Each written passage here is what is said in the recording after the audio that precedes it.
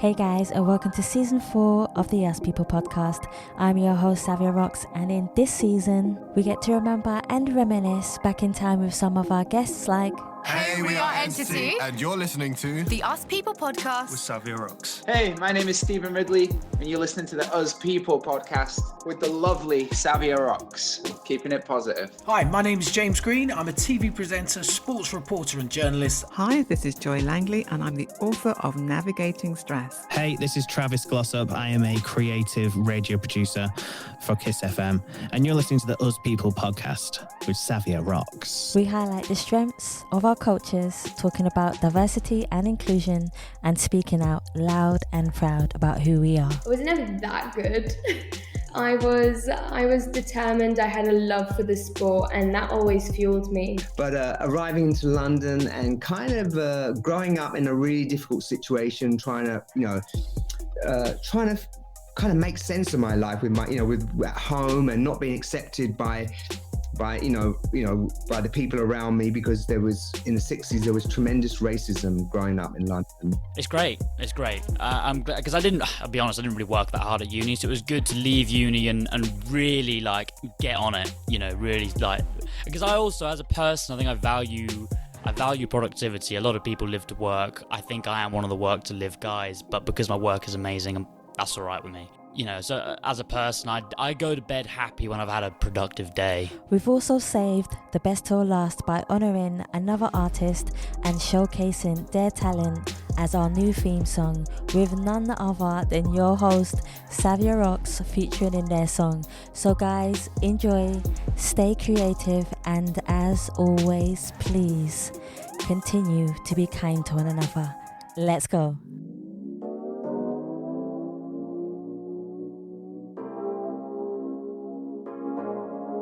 Hey, I am Bar Markovich, and I am a professional violinist, and you are listening to the Us People podcast with Savia Rocks.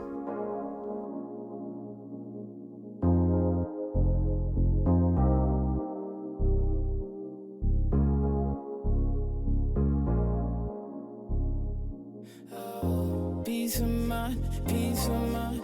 Gotta keep my energy and peace of mind. I protect my energy and peace of mind. Hey guys, and welcome to another episode of the Us People podcast. I'm your host Savia Rocks, and today I am humbled to have the beautiful Bar here with me. He is an award-winning cross-genre violinist. Bar, thank you so much for taking your time to come on the Us People podcast. How are you? I'm very good. Thank you so much for having me here. It's a real pleasure to be here. Thank you so much. Thank you for inviting us into your home. It works both ways, so thank you so much, Bar. My first question for you is, could you tell us about your background, where you grew up, and how that influenced you to be the beautiful person who you are today? So I was born in Israel, and I lived there until I was 22. Then I moved to London to study classical music. I play the violin, and it's been 8.5 years here in London since I moved here. Whoa, how has it been for you since you've been in London? How is the transition from where you were born to being in London? Because I know there is a structural difference. I know there is a cultural difference. How is that for you, and what has that done to you, and how has it changed you? There is quite a difference, yes. I would say more a difference of mentality. Totally. So it took me quite a few years to get myself accustomed to the local costumes and behaviors and mentality and rules. But I already came with a pretty much open mind kind of mentality, because I grew up in a very, very diverse and multicultural environment.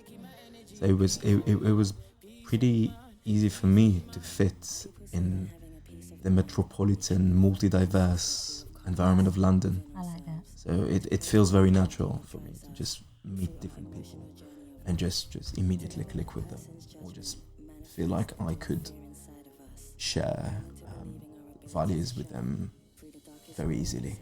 I like that.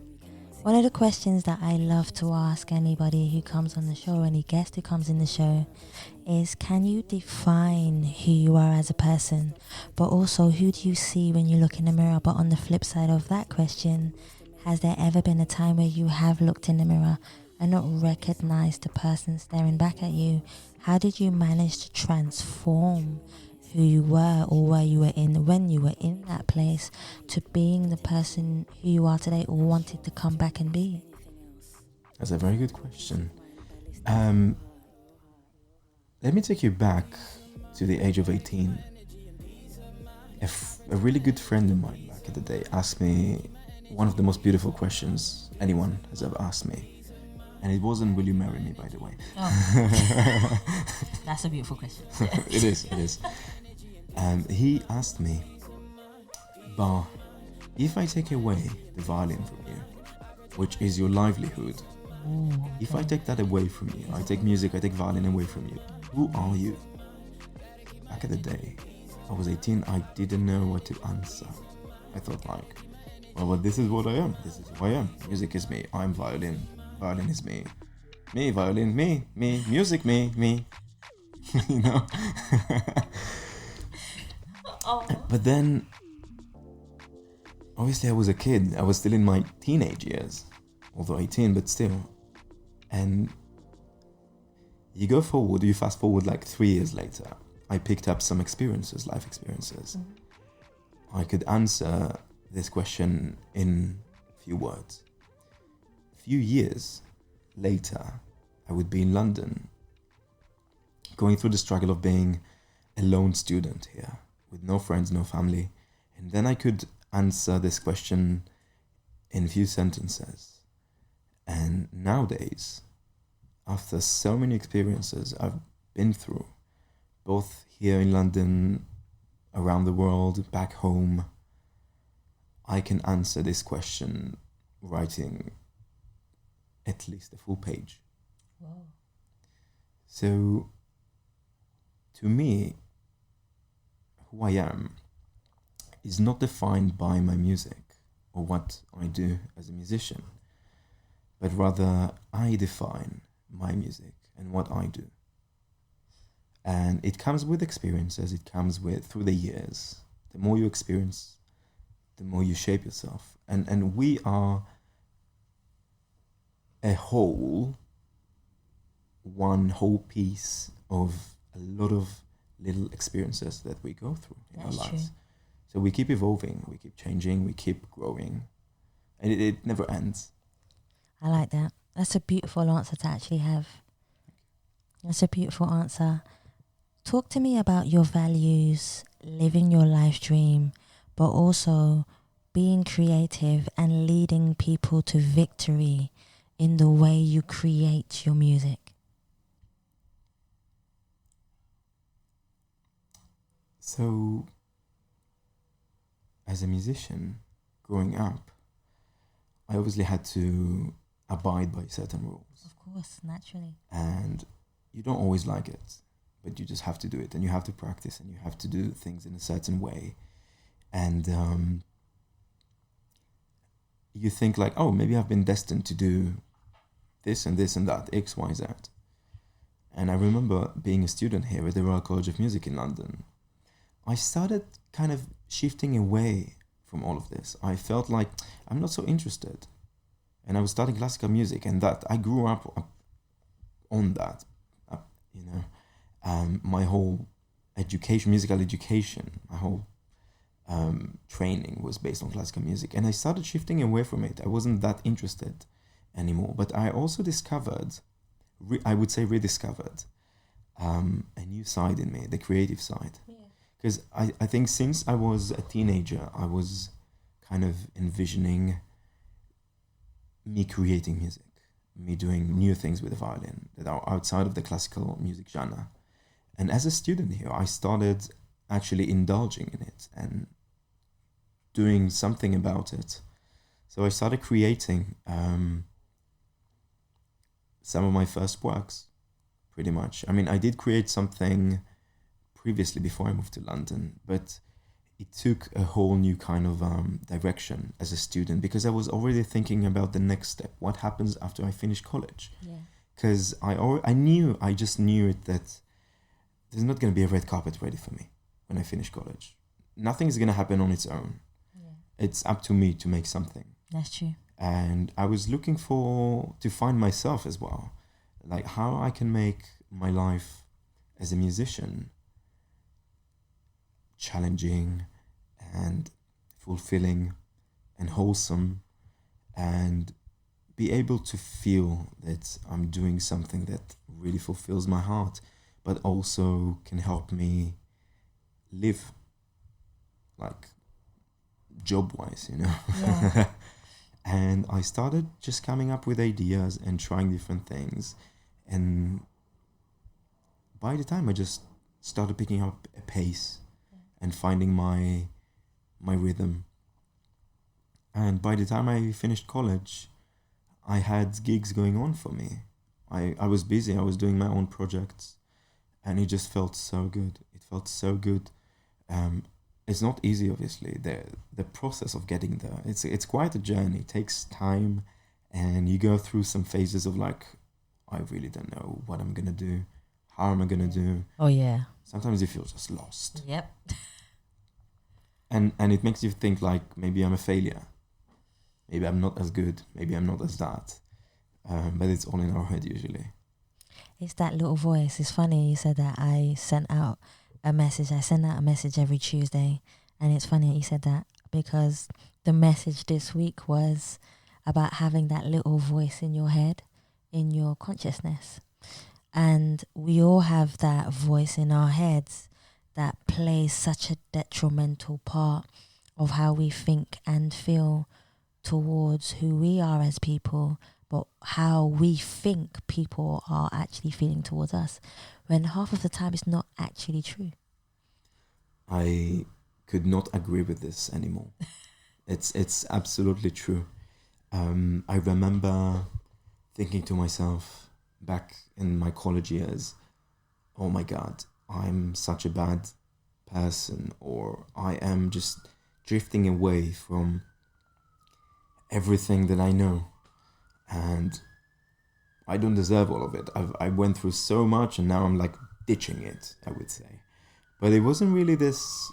It wasn't true. It wasn't true, because I did self-talk with myself. I told myself, okay, nothing can take away what I've learned so far. Of course. And I have the skills. It's all in there. It's not that I'm throwing anything away. I'm just changing the course of the journey. I'm still using my skills. I'm still using my knowledge. I just want to do new things with it. I just don't want to walk the same old way. Because I kind of grew up in this environment and belief system that, oh, it's either you do A, B, C, and that's it. And I was telling myself, wait, but I have passions regarding music that are just outside of what I know. Yeah. I can still use the same set of skills and ideas and mentalities sometimes, not all of it, in new ways, for new things, still in music, but just different ways, different things. And that helped me actually to make the transition from classical music to anything else. Yeah. I love that. So I would love to know what a day is like in Bar's life, from when you wake up in the morning to when you're going through your day, to when you decide to get creative, to when, because I've heard a saying that people say, a lot of creative people say this to me, it's either one or the other. Today I'm going to be creative, or today I'm going to do the business side of it. And if I do the business side of things, it's going to take away all my creativity, because business and creativity are two completely different things. And one of the things I always talk to people about who are very creative is understanding the business side of being creative. They're two completely different things. But what I would love to ask you is, what is a day like in your life from when you wake up in the morning to when you decide to either do the business side or the creative side, to when you're with fans to when you're either writing or composing? What is a day like in your life? First of all, it's very interesting what you just mentioned about people deciding that one day they're going to do business and the other day they're going to be creative. Yeah. I've never tried it. Maybe I should try it myself. Maybe I should try it myself because I've never thought about it this way. So what I try to do, I try to have a morning routine first of all. Yeah. Writing 3 things first thing in the morning that I'm grateful for, writing them down on paper, and then there's a book that I read, so I read the book, and then I start my day. Now every day is different. I cannot say that I have a lineup of my days that is similar. Every day is different. I do admin, and even admin can be different. I could run sessions, say like meetings. Yesterday, for example, I had a meeting over Zoom with people from the United States over a performance opportunity. And it's going back and forth for a while now, but it seems like it's going in the right direction, so I'm happy. I engage in music production, so I edit my works. I produce them if I need to add new instruments. For example, I work with the software. Sometimes I record music from here. Sometimes I go to a friend to record if they have a studio. It really depends on my needs. I manage 5 or 6 different social media channels for myself as well. So I have my own website, and on top of that, I have Facebook, Instagram, YouTube, LinkedIn, Twitter. I am on streaming platforms. So once in a while, you have to update everything and make sure that everything has like the most updated information.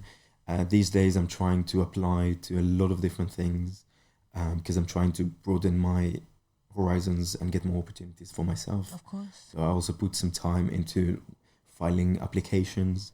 I put time to fill some applications.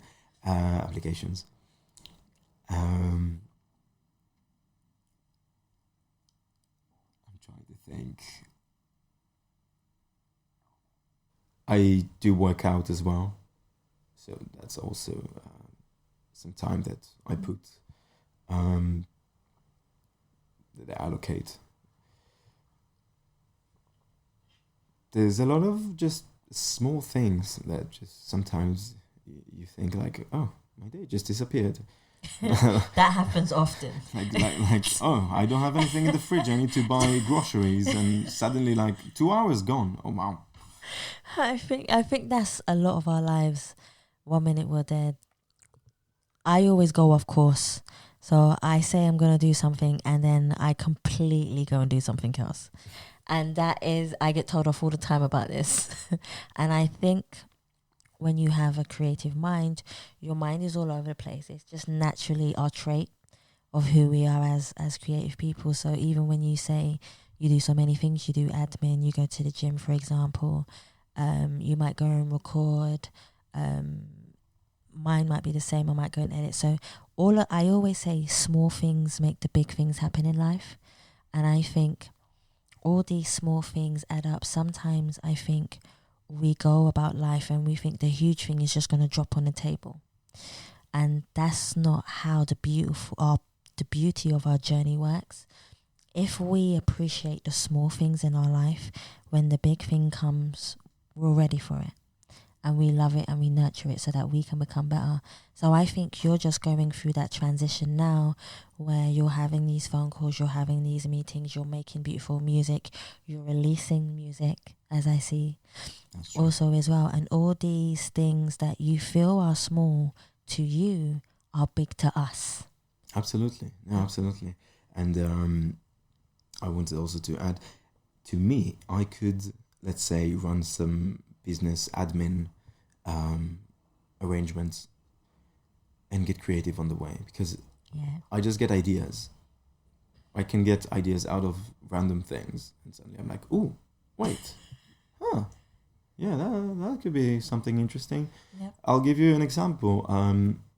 A Crazy Violin Adventure, my first release, that also has a video clip. So the whole concept of it is basically that I mount a GoPro camera on my electric violin, and I shoot it in a POV kind of angle. So you see my hands playing on the instrument, and you see the views at the background. You don't see me. You see what I see when I play. And so the whole concept and idea for this just came very randomly into my mind. I remember I saw a friend of mine on a gig with his guitar. He had this small GoPro camera, I don't know, 6-7 years ago. And I loved how it was pointing at the fingerboard. Yeah. And I thought, that's a cool angle. And he was like, yeah, I want to use it in gigs, see my hands. And I thought, I could also do something like that with a violin, and it would look really cool. Just for the sake of having the footage this way. Now, I love nature. I love nature. I always loved traveling, trekking. And as a musician, you don't get to do that as much if you're busy. That's true. Like I remember being on tour in Europe. Sometimes you move from a place to place. Sometimes like it's a whole like country to country within matters of hours. You arrive at a place, you have a rehearsal, you play a concert, the next morning you're on a flight to another country. This is very normal, being on tour. And I've done a few of those, and I just remember that in some places, yes, I had a few days to explore, but some other places I wish I had more time. So going back to the concept of Crazy Violin Adventure, thinking about the GoPro camera being mounted on my violin, suddenly, I remember that day, it clicked into my head. I saw this beautiful frame in my head, I imagined it, of sunrise, clear blue sky, green hills, breathtaking backdrop view. And I was thinking, okay, I'm gonna do something with the violin and the GoPro that will use the aspects of extreme that GoPros are meant for, but I'm gonna combine it with my love for music, my love for creating music, my love for nature and traveling. And that's how Crazy Violin Adventure was born, basically. I love that. See what? My next question actually kind of coincides with what you've just said. So, have you ever considered yourself to be an activist within music? The reason why I asked this question is because music has such a magical power to touch people in the world. It touches humans in so many different ways. It releases the truth within us as people. But how do you feel that you are an activist within your music that helps people heal and connect together as one? That's a good question. I believe that not just with my music, whenever I have the opportunity to give a person, I'm saying a person, it could be more than one person, but I go for the tiniest examples from the smallest opportunities. If I can give a tip or a little help to a person and make their struggle or their conflict shorter or easier to deal with, then I'm just happy. It doesn't have to be through music. It can be just through my experience outside of music. But absolutely, if I can do that with music, why not? This is part of the superpower of being a musician, that you just do something nice for people. I had a very, very great teacher as a teenager, and she told me this very beautiful thing. She told me about, you got a gift from God, and this is your talent. Now, you cannot just waste it. It's not the right thing to waste it. You have responsibility to use it. That's and true. Give back. Because you got a gift, so you have to give back. So use this talent to make people happy. And I absolutely love that. Because that's what I do. I use it to just make people happy. Sometimes I think to myself, no, I'm selfish. I do it because I like it.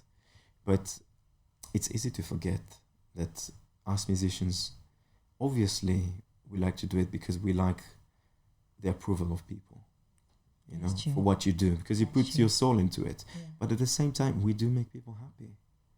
And it is important. That's what this is all about.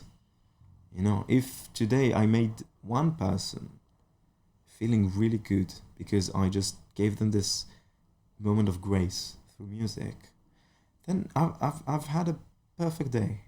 There's one. Thank you. So you've done it already. Believe me, you've absolutely done it already. Another question that I would love to ask you a lot, and I think about 95% of musicians, composers, creative people go through this. So, like you said before, we all go through a moment where we feel like we're down, we feel like we're not doing enough, we feel like we have a lack of money or funds to be able to contribute to what we want to do. Not realizing, and I've realized this in life, that money, you don't need as much money as you think. You just need a good heart, belief, faith, and good people around you, and to push yourself in order, and just to be in the right, some of it is luck, in order for you to be in the right place. Could you break down for me, has there ever been a time in your life where you've wanted to give up, where you feel like because you didn't have enough money, or you felt like you didn't have enough support, which plays a huge part, that you wanted to just put everything on the table and say, I'm done? How did you say to yourself, I want to go back and do this, I have to go back and do this? Like your teacher said, it's an obligation of you to be able to use your God-given talent to be able to show the world how good you are at what you do, not for validation, but for the sheer love of what you do. So first of all, giving up was never an option. I like that. I'm not joking, never was an option. I would be more scared to give up than to try. Seriously, hands down, that's me. And I've been through periods of time in my life where I had absolutely nothing.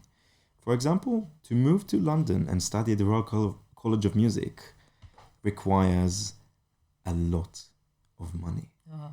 Being an overseas student back in the day required me to somehow get £20,000 per year just for tuition fees.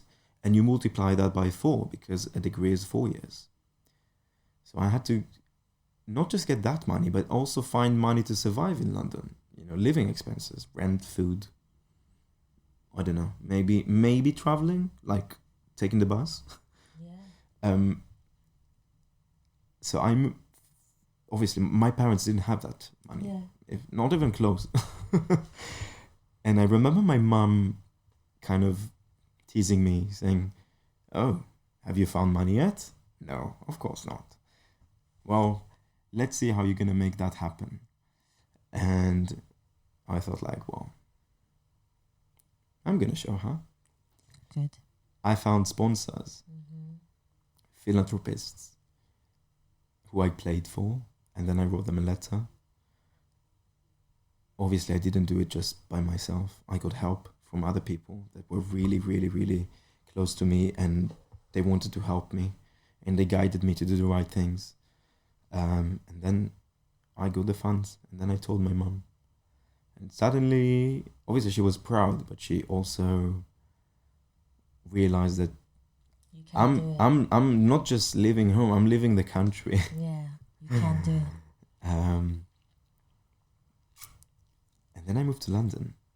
So my tuition fees were covered, but living expenses, I had to start from scratch, and I had nothing. And as a student back then with student visa, I wasn't allowed to work as a performer. I could just take normal jobs. And I just didn't want a normal job. I wanted to play music. I wanted to work in what I like doing, in what I do, what I'm good for. So that was a struggle. I was so many times I was down on my knees, having almost no money. I was buying food at Poundland. Hey, we've all been there. Yeah, I was living on Poundland food, like tuna cans, bread, and pasta. I was living on that food, and I was happy. I was like, oh my God, everything is so cheap here.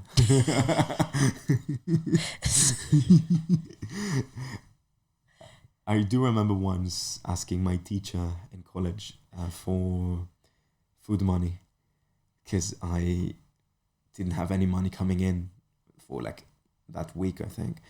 And I was like, would you just give me £20? I'll give it back to you like next week. She gave me 50 because she couldn't believe me that I could get enough food in with £20. And she actually forced me to go to the big Tesco on my way back from college. There's a big Tesco. She told me, you go, you buy whatever you buy, and you come back to yours, and you call me and you tell me what you bought. I want to know. Yeah. So I did. Obviously, I gave her the money back. And yeah, there was this kind of times where I just had absolutely nothing. But giving up wasn't an option. I was always positive, and I always felt like, yeah, this is something I have to go through. It's fine. I'll go through it. It's exciting. It's new. I love that. It's part of my journey. Other times I was busking. In my second year or end of second? No, in my second year in college, I quit. I was working back then at Sports Direct. And it was just not enough. I was earning $6.60 an hour. Back in the day, I'm talking about 7 years ago. It was just not enough. I tried to take as many shifts as I could. It was just not enough. So I quit my job to go busk on the streets. And then something occurred to me. That was actually a big revelation. I realized that there is an option for me to do what I want, whenever I want, yes, for as much as I want, and make a living out of it. Not just make a living, but make a better living than a normal job. And it clicked to me, because I thought, if it exists on this very basic, raw level of busking on the streets, it must exist anywhere else. So it exists anywhere else. If it exists like that, I'm sure it exists everywhere else. And this really opened my mind. I started looking for these kind of opportunities. I started opening my mind to this kind of thinking, and I developed this mentality that, okay, so I can get performance opportunities that will keep me going without having to stress, and I could do it the way I want to do. I just have to find the way there, and I managed to eventually. It took some time, obviously. I had to meet more people and get involved with more people, artistically, musically, and the more people got to know me, then I got more opportunities, and I started pushing myself through social media as well, and I got even more opportunities. And then bit by bit, I started building up my performance portfolio. Performing, even if it was private events and weddings, suddenly I could breathe. Yeah. I could be a student. I could have a steady income, and even save a little bit money so I could buy a GoPro camera, for example, yeah, or buy a laptop. Suddenly I felt good. I felt like, okay, things are happening. And it made me more hungry, because every time I reached a new level, I was thinking about, okay, so what's next? There must be even more. So it kept me hungry for more. I always wanted to develop even further and grow even further with what I did. So yeah, it never ends. It never ends, and it's a good. Sometimes, obviously, it's a curse, because sometimes I would be a bit hard on myself. I'm like, oh, I'm not doing well enough. Oh, it's taking too long. Sounds like me. But I do sometimes stop to just look back. It's always good to look back at your achievements, even if it's for a minute, and say, you know what, I've done well, and I've I've learned that Yeah. it's good to look back at your achievements of what you've done too, because if you keep just going forward and forward and forward, by the time you realize you're like 50 or 60, and even then you're still young, but you're like in 50 or 60 and you haven't given thanks for all of those achievements that you've done. Yeah, and even as a student, I started doing that. At the end of each academic year, I would look back and I would think, okay, so last year I made an X income and I've done those things. Mm-hmm. And then a year later, I'd be like, wait, so I've doubled myself. I've doubled my income from the year before, and I've done more things musically, artistically. And then a year later, I'd be like, wait, I've tripled myself. I mean, I'm not a businessman, but I have made this progress, so I'm doing well. I just need to continue. Well, to me, you're doing more than well. Oh, thank you. You're doing way more than well. The one thing I would love to ask you is a lot of musicians, especially, or artists even, have mental health or anxiety when they're on stage. So my question for you is, how do you deal with the anxiety and the performance anxiety of when you're actually on stage? Actually, I would say it's quite a big topic, because those perceptions, those feelings, they don't just... I wouldn't say the cause of them is being on stage. The cause of them, actually, the root of them is the environment. Yes. So when you, as a kid, you grew up in this environment of competitiveness, and other kids practicing like crazy, and parents having expectations, and they push. And my parents were quite demanding, and they would even criticize me, sometimes beyond what should be done. But that's fine. I've grown to deal with that. But when you grow up in such an environment, you develop these anxieties and stage fear, because everything has to be perfect on stage, and you just don't want to fuck up. Sorry for my language. You don't want to make mistakes. But then the more you grow, you realize that mistakes are not that horrible. I mean, we're all human beings. We're not robots.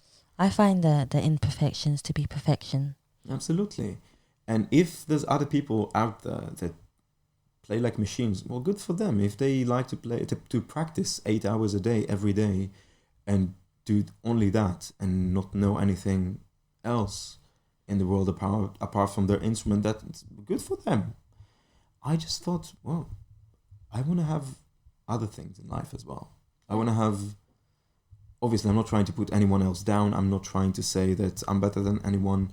I'm just talking about my preferences, growing up in a certain environment, because I did meet other people that were practicing like machines, hours and hours and hours every day, but you wouldn't be able to run a normal conversation with them because they wouldn't know what to say.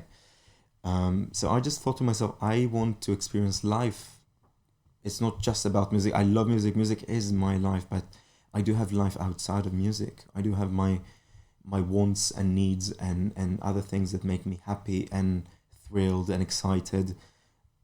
For example, change of seasons gets me excited. I love the smell in the air of a change of a season. It doesn't matter which season. There's something fresh in the air. Yeah. There's something exciting about it. It's so simple. Things like that, you know. Nature, obviously, I mentioned I love nature. I love speed. I love car racing.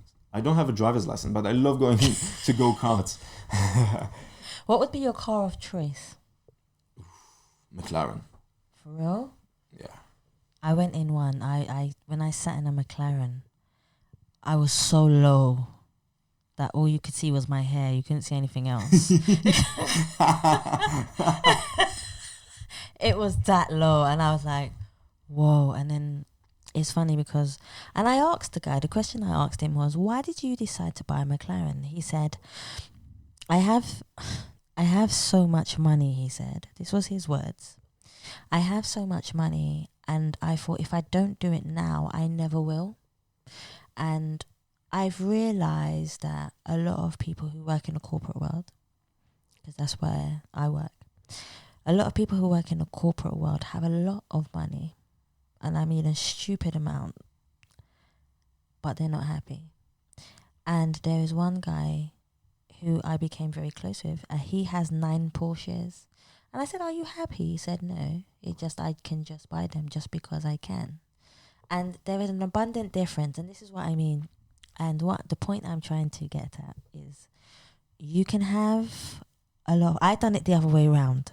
So you can find happiness to find your talent and be happy, but have no money yet. Or you can work your whole life, get money, and be unhappy. The choice is yours. And I found that, and these are his words. He says, I wish I'd done it the other way around. So, and that's why I commend people like us that may not have the money, but because of our mindset and how we are structured, how we structured ourselves, we will get there. But the one thing that we will have more than anybody else is creativity, the willpower, the faith to be poor, but then the faith to have something, but then also to have happiness. And then when we have the money, we have everything, we're complete.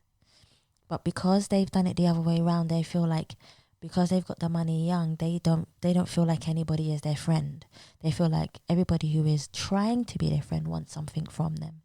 And that's why I say to anybody who is creative, this is just me saying this in my opinion, never give up on what you love doing, even if you have nothing, because your nothing will turn into something eventually. So that's why everything you said has been so tremendously true. And even me saying this now has made it even more real. So I love the fact that you continue to do what you do. Because to me, you're telling your story to people to let them know not to give up, to keep having faith. The fact that you went out and you pitched to people shows people that you can do it. So I have a lot of faith in you, even though I'm here in your home and I've literally just met you not long ago. It's beautiful to see that people are still going, just like yourself. Thank you very much. And I want to say there's something, in my opinion, right now that from the perspective I am coming from these days, there's, to me, is more important than money, and that is opportunity. Oh, that's what I mean. And I rediscovered the power of opportunity, but not just having opportunities coming your way. Because, yeah, that's an energy thing. If you are putting your mindset to just be open to that, things will come your way. I've experienced that. It is a thing of energy, but also creating opportunities, chasing opportunities. And that's something I learned from my girlfriend, actually. Because she would just go for opportunities, even if she didn't think there were good opportunities for her, or even if she didn't think she was good enough for those opportunities. She still went for them. And that's how she made a life for herself as a performer. I like that. So having our paths cross together, I had this enlightenment of, okay, I remember that because I used to do that when I moved to London. See? I chased the opportunity. I got sponsors. No one believed me that I could raise £20,000 multiplied by 4 for each year. Mm-hmm. No one believed me, and I made it. See? And there were people along the way that tried to bring me down as well. Yeah. They thought like, go work for it. Yes, I did. I was working, not just having a normal job, Sports Direct and other places. I used to do Wafflemeister, for example. I used to sell Belgian waffle. I used to work in exhibitions selling pillows. I used to busk on the streets. I used to go to malls and sell some products in kiosks. Yeah. I used to do dog sitting for income as well. I used to do everything I could just to bring some money in, but it's not enough as a foreign student in London against these enormous tuition fees and living costs. And I was living very modestly. I mean, my upgrade from Poundland was Iceland. You know, I would buy all these frozen vegetables, which I liked, and frozen chicken and everything that these days I'm not sure I would have recommended to people health-wise, but I was eating all of that because I didn't care and I was fine. To be honest, I was fine. Yeah. And nowadays I'm doing dog sitting for fun. I don't even care. I just do it for fun. Sometimes I'm like, could I dog sit your dog? Because I love your dog and I just happen to have some time. So please, let me know. Aww. I'm not desperate for it, you know. I just do it for the fun sake, just to spend some time with a lovely animal. I like that. But yeah, I absolutely agree. So opportunity is to me now is more important than money, because through opportunities I could get so much more than that. It's fulfillment. Money would not necessarily give me fulfillment. It's an asset. It is good to have, obviously, but if you are diligent and put yourself out there and willing to push and continue, things will happen. Things will happen for you. I agree with you. Who would you consider to be one of your heroes? One of my heroes. I would have few, actually.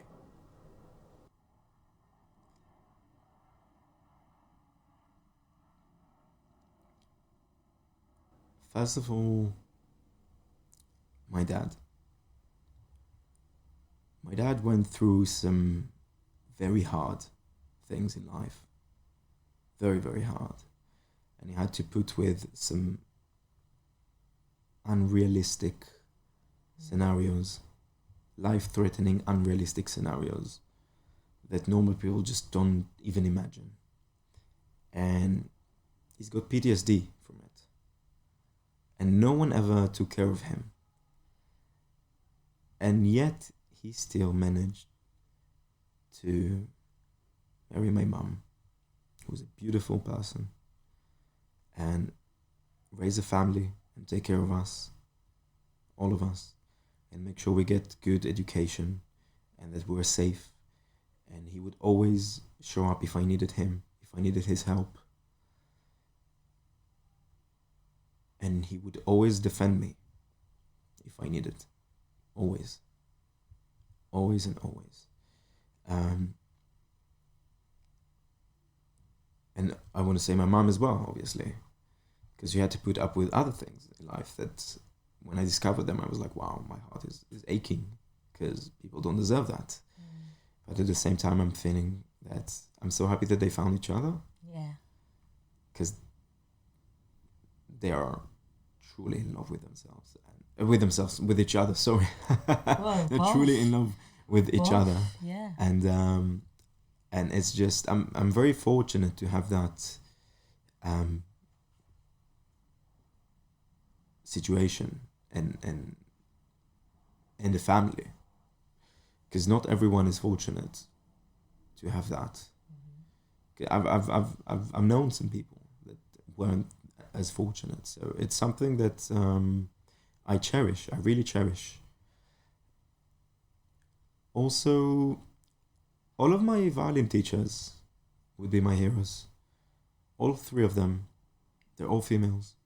Hey. They're all females. And each one of them at a time was like my second mother. Each and singing all of them. And I learned so much from them. I became at large the person I am because of them as well. Because I learned not just technical and artistic and professional skills and mentalities from them. I learned personal human being skills and lessons and things that will serve me as a person outside of music. I learned from them. Each one of them was independent and powerful and strong and inspiring. And interestingly enough, looking at all the changes that happening around the world these days, I feel very lucky, because these changes to me make me feel like really, guys, you're quite late. Because I grew up with all of that already, like surrounding me. I've been completely educated by females. Even at school, all teachers, females. It was really rare to have a male teacher. And so yeah, it's just, I have a lot of respect for my teachers, and I have a lot of respect for other females, ladies, that choose to do whatever they choose to do, and they just go with it, and they do it, and they go full on with it, and they just plow through everything. I just have complete respect for that. I love that. I grew up surrounded by that. My girlfriend is like that. She's way more accomplished in her field than I am in mine. I love it. There's only a few men that I believe are strong enough to let a female be more accomplished than they are and embrace that. I don't need to let anything. She was there already before I was, you know? You'll be so surprised. There are a lot of men in the world who feel pressured by the fact that a woman is more accomplished. I did. I won't lie to you. I did. When I first met her, I was like, oh my God, wow. Wow. I mean, I admire that. Don't get me wrong, I admire that. I always had a thing for accomplished ladies. I never wanted to have a girlfriend who would be clingy and needy and leaning on me. I always liked girls that had something in their life going on. Yeah. Oh, I always, because also relationship wise, you want to learn from the other side as well. Of course. It's, you teach and you learn and you inspire and you get inspired. Yeah. To me, it's very important. And it's in my opinion, it's wrong that one side would be just hanging on the other side. It's just wrong. I like balance. I like to march hand by hand next to each other. I like that. You know, obviously some periods one side needs more support. That's true. It's fine. That's fine. The wheel is turning. It's all good. It's all good. But yeah, I always liked accomplished women, ladies. It was just, yeah, I don't know. It's just the way I'm, probably because I grew up surrounded by strong that. women. Yeah. It sounds like my it. education, everything. So yeah, when I met my girlfriend, I felt like, whoa, she's a big deal. Yo. but it also pushed me to try harder and be better for yourself. Yeah, exactly. Yeah. Because at the end of the day, it's you versus you, and I was like, okay, it's my ego, it's my insecurities, it's just me. It's just me. I can make it better. I like that. And if I make it better for myself, I make it better for both of us as well. Exactly. See, there you hit the nail on the head. That's where you inspire as well. That's where it is. Because I got inspired, and then I started pushing, and she got inspired. See, I like that. When was the last time you felt totally at peace with yourself?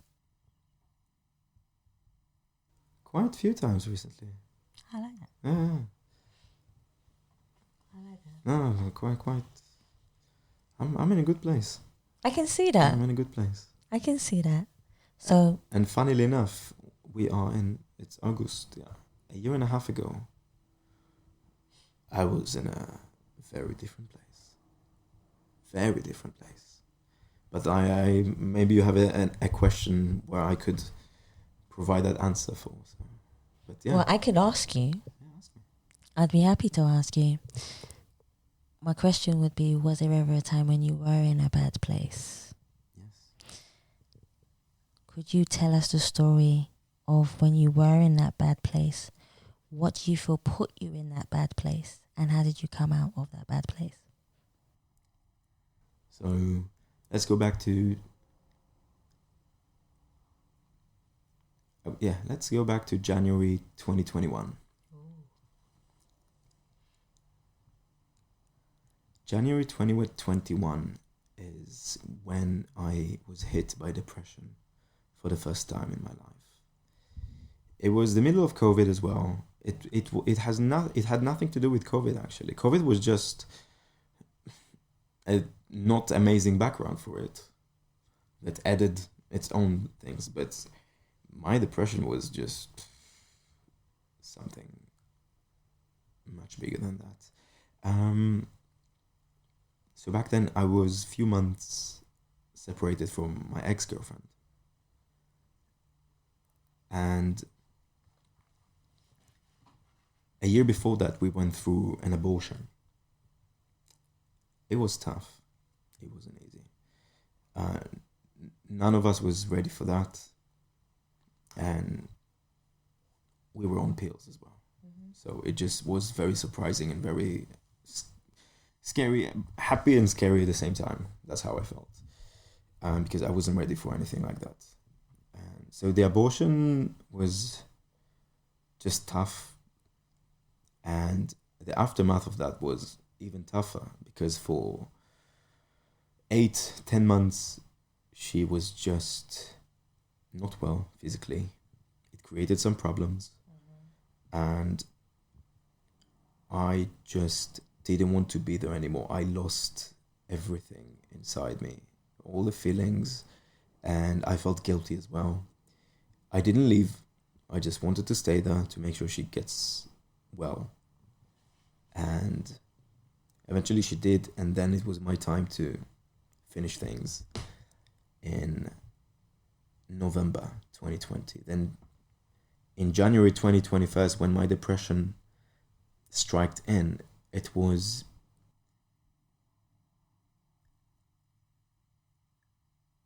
a post-trauma reaction to this whole year that just finished before. And I had panic attacks and I was just not in a good place. And she was still around. And it was just not easy. And COVID, so I was alone here in my flat. London in the winter is very dark. Yeah. We know that. Yeah. Very quiet. I would put radio and music really loud in the flat, so I would feel like as if people are talking next to me. I have a ring light here that looks like a little sun, I call it. I could make it even brighter. So I would put it on and feel like as if I have mini sun in the room. Not much to do, not much to see. Even friends would not leave their houses. Yeah. So just very quiet, very lonely. I would work out, I would run outside, but wouldn't really help. I just needed to recharge. For 6 months, I was just down and low, and I had some triggers as well. Sometimes I would cry, just thinking about little kids or seeing little kids or even hearing a song in the radio that speaks about their father, and I would just randomly start to cry. And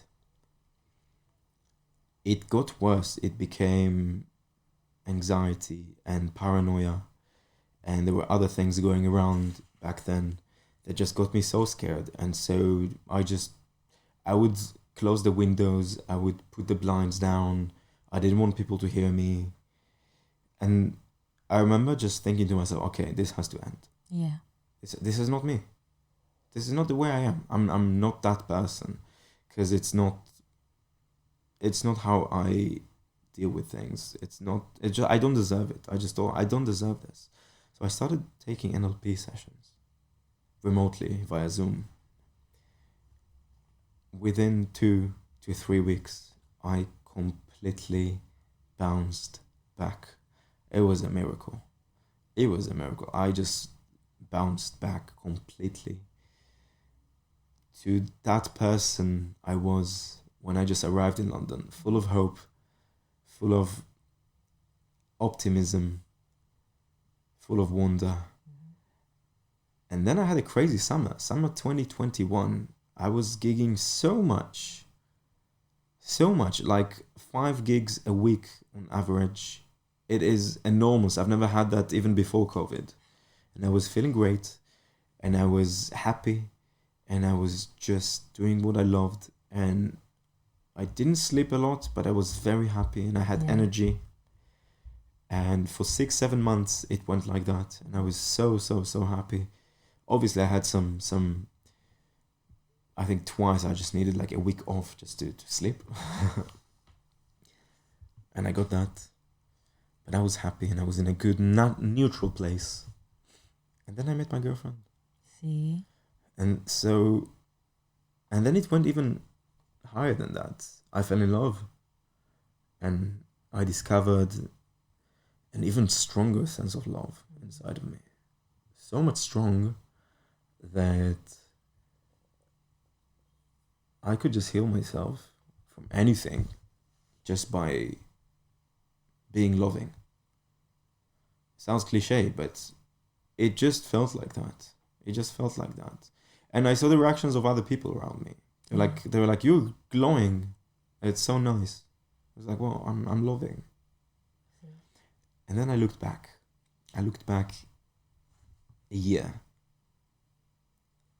And I thought, wow, from depression, from the lowest energy level to love. What a crazy journey. In 1 year, from the very end of the spectrum to the other side. And I thought, wow, I'm lucky. That's the beautiful thing about life. You never know what's on the other side. Yeah, because some people it takes some years. Mm-hmm. And I was so happy that that I went through it, but I got out of it. There are so many things that we manifest and we don't realize we manifest them. So we can be in a low place and we think that low place is going to be there forever. But we've already, in our thoughts and our mind and in our hearts especially, we've manifested things and we don't realize that are working in the background. Like sometimes, I don't know if you've ever felt like this, you can feel like, I always say this, I feel like something's working in the background. I don't know what it is, but something's happening in the background and I want to pinpoint it. I want to know what it is, but I'm not meant to know.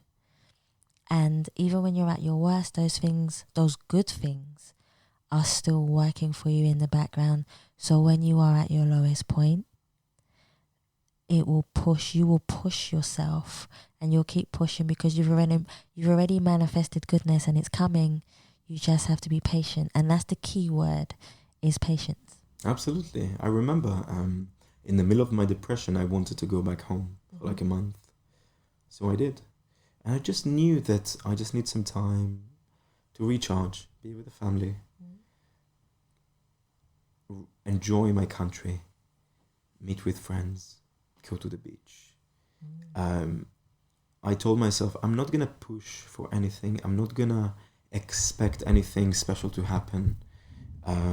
Because I did have some musical opportunities there as well. Things just happen themselves.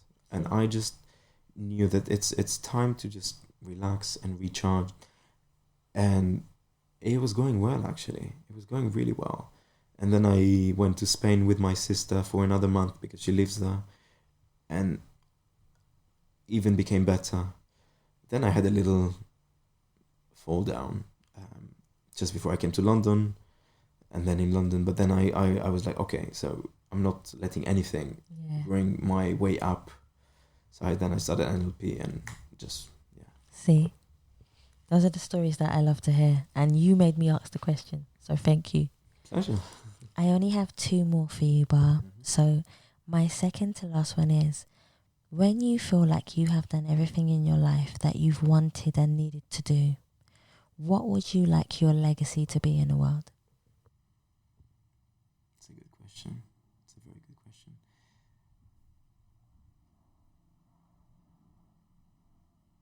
I think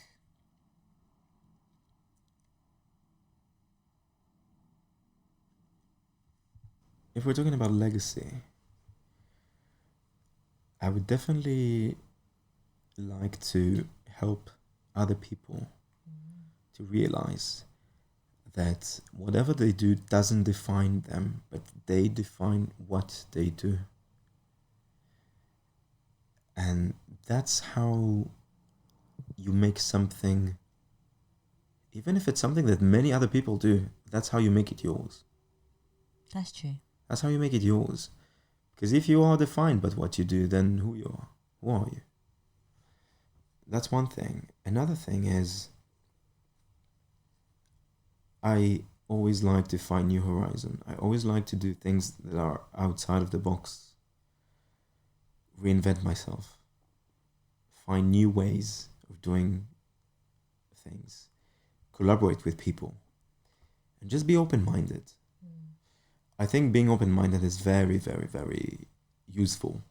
Not just as a creative, as a musician, as an artist, but as a human being. Because if you're not open-minded, how are you going to be able to meet new people of other cultures? How are you going to understand other people? How are you going to embrace them? How you are going to be able to build community with them? You know, we are sharing this planet with so many other people. Yeah. Being open-minded is it's a very useful tool to just be able to get through things together. We don't have to get through everything together, but we can always empathize with other people and help other people. Yeah. And it doesn't have to be major things. A little thing you do for someone today would make a huge difference tomorrow. That's true. I agree with you there. That is definitely true. So my last question for you, before I have the chance to say thank you to you, is I would love for people to be able to find you on all your social media platforms, anywhere where people can find you to get in contact with you, or even just have a conversation with you like I've had the privilege of doing today. Where can they find you? So first of all, I have an official website. So if you just type my full name on Google, Bar Markovich, you'll find my website, barmarkovich.com. From my website, I've made it very easy, basically. You can find the links to all my social media. Yeah, you can see the icons, and you can also click to be directed to listening to my music on every streaming platform on this planet. So very, very easy to find me. Yeah.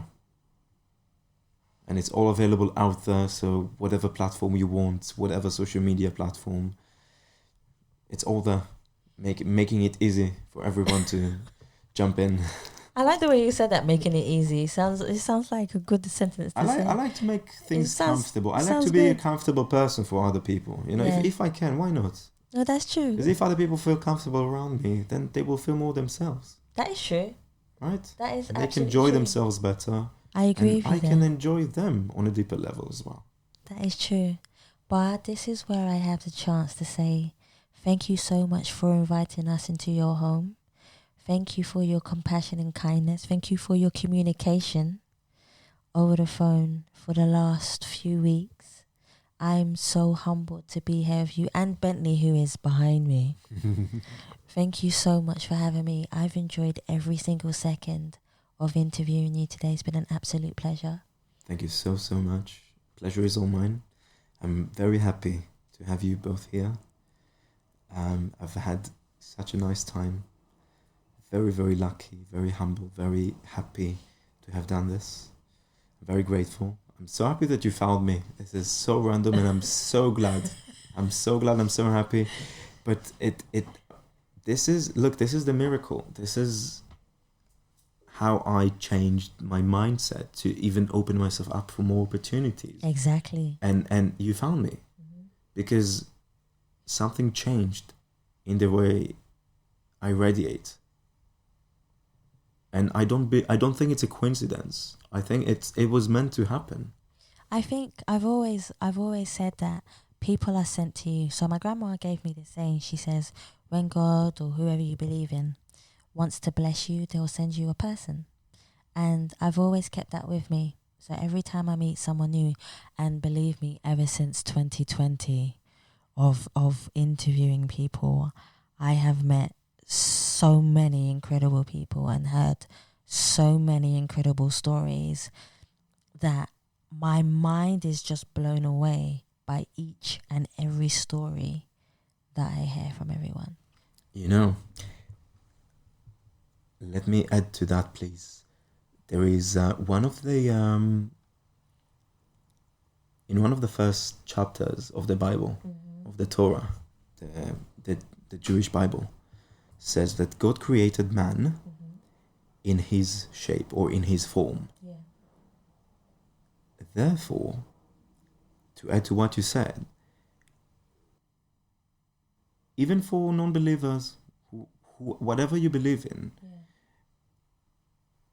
basically we all have something godly within us.